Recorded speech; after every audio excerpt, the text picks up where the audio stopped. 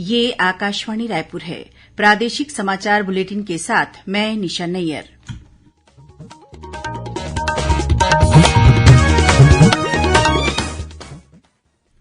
अब पेश है आज के मुख्य समाचार।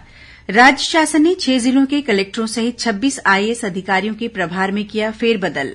छत्तीसगढ़ को आवास निर्माण के क्षेत्र में उल्लेखनीय कार्य के लिए आज नई दिल्ली में केंद्रीय आवास सचिव ने पुरस्कृत किया। रायपुर में आज छत्तीसगढ़ योग आयोग द्वारा सामूहिक विशेष योग अभ्यास कार्यक्रम का आयोजन किया गया और मौसम विभाग ने 6 जिलों के लिए ऑरेंज अलर्ट और 10 जिलों के लिए येलो अलर्ट जारी किया।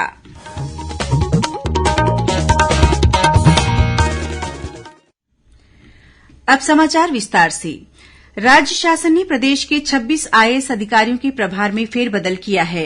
सामान्य प्रशासन विभाग द्वारा जारी आदेश के अनुसार 6 जिलों खैरागढ़, छुईखदान, गंडई, मनेन्द्रगढ़, चिरमिरी, भरतपुर, बलरामपुर, रामानुजगंज, बलौदाबाजार, भाटापारा, सूरजपुर और बस्तर कलेक्टर को बदल दिया गया है।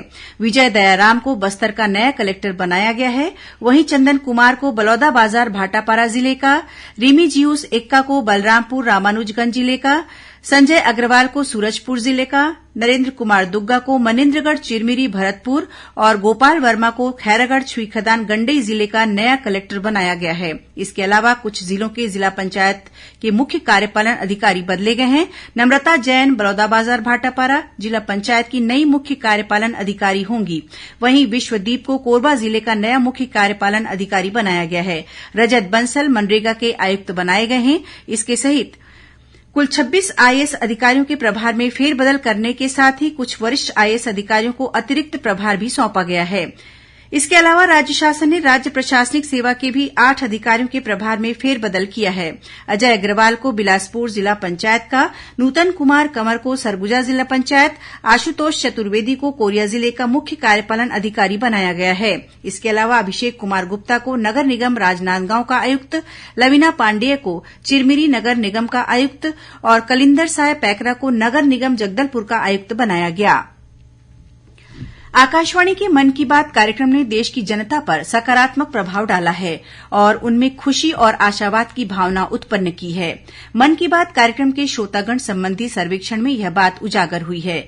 यह सर्वेक्षण भारतीय प्रबंधन संस्थान, रोहतक और प्रसार भारती ने मिलकर किया है। इस सर्वेक्षण का शीर्षक है मन की बात के श्रोताओं की प्रतिक्रिया और भावनाओं का विश्लेषण। आईआईएम रोहतक के निदेशक प्रोफेसर धीरज पी शर्मा ने नई दिल्ली में बताया कि सर्वेक्षण से यह सामने आया है कि लगभग 96% लोगों को मन की बात कार्यक्रम के बारे में जानकारी है। श्री शर्मा ने बताया कि मन की बात सुनने के बाद 60% लोगों ने राष्ट्र निर्माण में योगदान करने में रुचि दिखाई और 59% लोगों ने सरकार में विश्वास व्यक्त किया।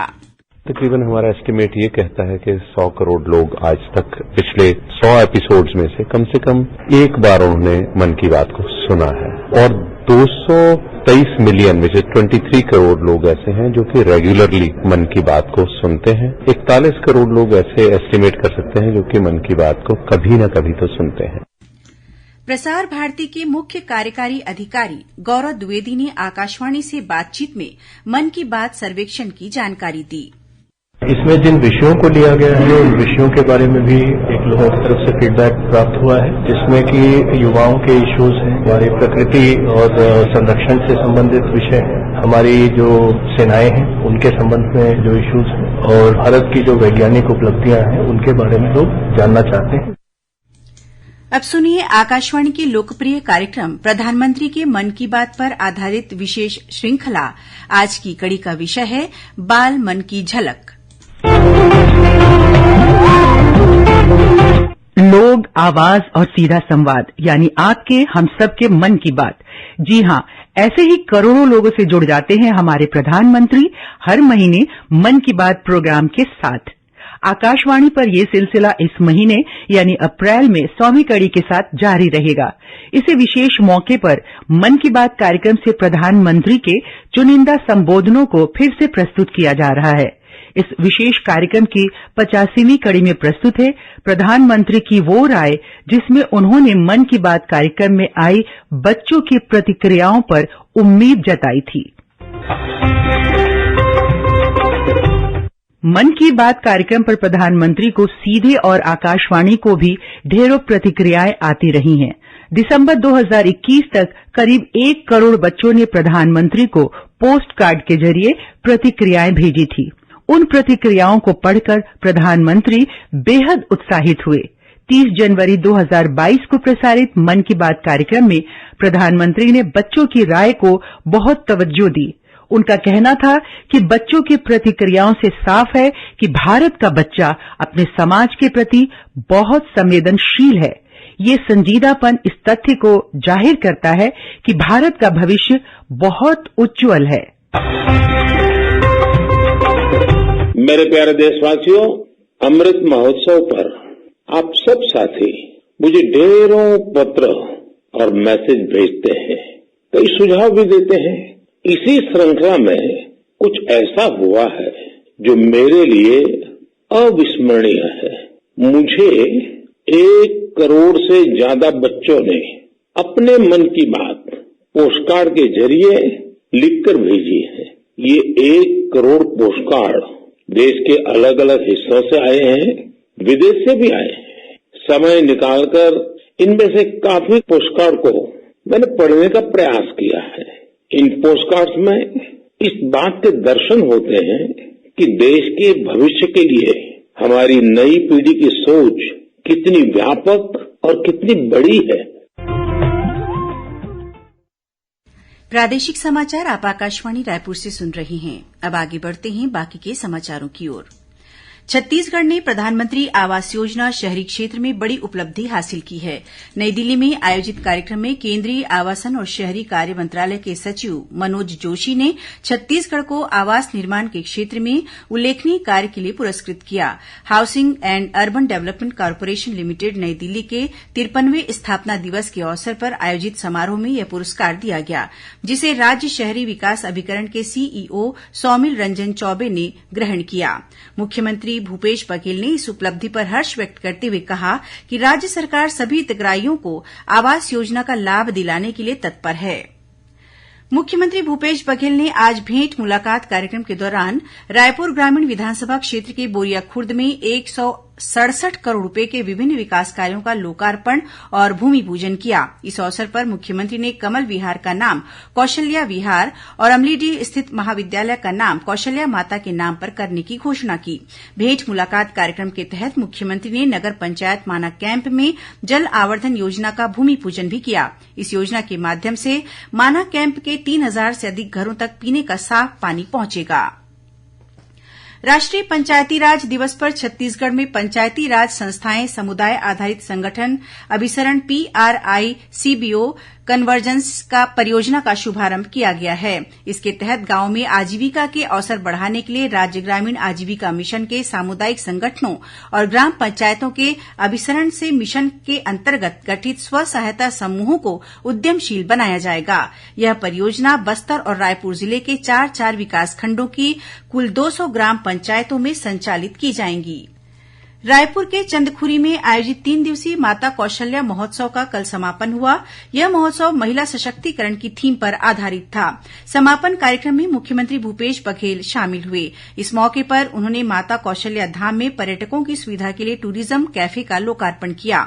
मुख्यमंत्री ने राम वन गमन पर्यटन परिपथ के अंतर्गत चंदखुरी के कौशल्या धाम परिसर में वाटर, लेजर, लाइट और साउंड शो का भी शुभारंभ किया। इस शो के माध्यम से श्रद्धालु भगवान श्रीराम के वनवास और वन गमन पथ की कहानियां सुन और देख सकेंगे। इस शो में माता कौशल्या के जीवन चरित्र का विवरण भी प्रस्तुत किया जाएगा। छत्तीसगढ़ योग आयोग के 6वें स्थापना दिवस के अवसर पर आज रायपुर के सुभाष स्टेडियम में सुबह 6 से 7 बजे तक 1 दिवसीय सामूहिक विशेष योगाभ्यास कार्यक्रम का आयोजन किया गया। इसमें लगभग 1500 लोग शामिल हुए और सामूहिक योगाभ्यास किया। योगाभ्यास सत्र के बाद लोगों को स्वस्थ जीवन शैली और योग के प्रति जागरूक करने के लिए जागरूकता रैली निकाली गई, जो शहर के विभिन्न मार्गों से होते हुए वापस सुभाष स्टेडियम पहुंची। कार्यक्रम में योग आयोग के अध्यक्ष ज्ञानेश शर्मा, विधायक सत्यनारायण शर्मा और महापौर एजाज ढेबर सहित अन्य जनप्रतिनिधि उपस्थित थे। आज विश्व मलेरिया दिवस है। यह दिवस मलेरिया को नियंत्रित करने के वैश्विक प्रयासों को मान्यता देने के लिए हर साल 25 अप्रैल को मनाया जाता है। इस वर्ष का विषय है मलेरिया का पूर्ण उन्मूलन, निवेश, नवाचार, कार्यान्वयन। इधर छत्तीसगढ़ में भी प्रदेश को मलेरिया, एनीमिया और कुपोषण से मुक्त करने तथा शिशु और मातृ मृत्यु दर में कमी लाने के उद्देश्य से मलेरिया मुक्त छत्तीसगढ़ अभियान शुरू किया गया है। इस अभियान के तहत अब तक करीब 151 लाख लोगों की मलेरिया जांच की जा चुकी है। और अब पेश है मौसम का हाल। मौसम विभाग ने 6 जिलों के लिए ऑरेंज अलर्ट और 10 जिलों के लिए येलो अलर्ट जारी किया है। विभाग के अनुसार बस्तर, कोंडागांव, नारायणपुर, बीजापुर, दंतेवाड़ा और सुकमा जिलों में अगले 24 घंटों के दौरान गरज चमक के साथ वज्रपात होने, अंधड़ चलने और कुछ स्थानों पर ओलावृष्टि होने की संभावना है। वहीं विभाग ने जशपुर, कोरिया, सूरजपुर, रायगढ़, जांजगीर, कांकेर, राजनांदगांव, बालोद, गरियाबंद और रायपुर जिलों में कुछ स्थानों पर अंधड़ चलने और वज्रपात होने की आशंका जताई है। और कुछ खबरें संक्षेप में। उत्तराखंड में केदारनाथ धाम के कपाट आज से श्रद्धालुओं के लिए खोल दिए गए हैं। भारतीय जनता पार्टी के प्रदेश अध्यक्ष अरुण साव ने डॉक्टर नेतराम जंघेल को खैरागढ़ छुईखदान गंडई जिले के छुईखदान मंडल का अध्यक्ष नियुक्त किया है। वहीं आनंद सिन्हा को इसी जिले का जिला महामंत्री बनाया गया है। बीजापुर जिले के जांगला थाना क्षेत्र में सुरक्षा बलों ने 2 माओवादियों को गिरफ्तार किया है। इनके पास से बड़ी मात्रा में माओवादी सामग्री बरामद की गई है। और भिलाई इस्पात संयंत्र के SMS-2 के क्लस्टर में आज दोपहर पैनल कार्य के दौरान आग लगने से 4 ठेका श्रमिक झुलस गए। इन सभी को गंभीर हालत में भिलाई के सेक्टर 9 में स्थित अस्पताल में भर्ती कराया गया है। अंत में मुख्य समाचार एक बार फिर। राज्य शासन ने 6 जिलों के कलेक्टरों सहित 26 IAS अधिकारियों के प्रभार में किया फेरबदल। छत्तीसगढ़ को आवास निर्माण के क्षेत्र में उल्लेखनीय कार्य के लिए आज नई दिल्ली में केंद्रीय आवास सचिव ने पुरस्कृत किया। रायपुर में आज छत्तीसगढ़ योग आयोग द्वारा सामूहिक विशेष योग अभ्यास कार्यक्रम का आयोजन किया गया।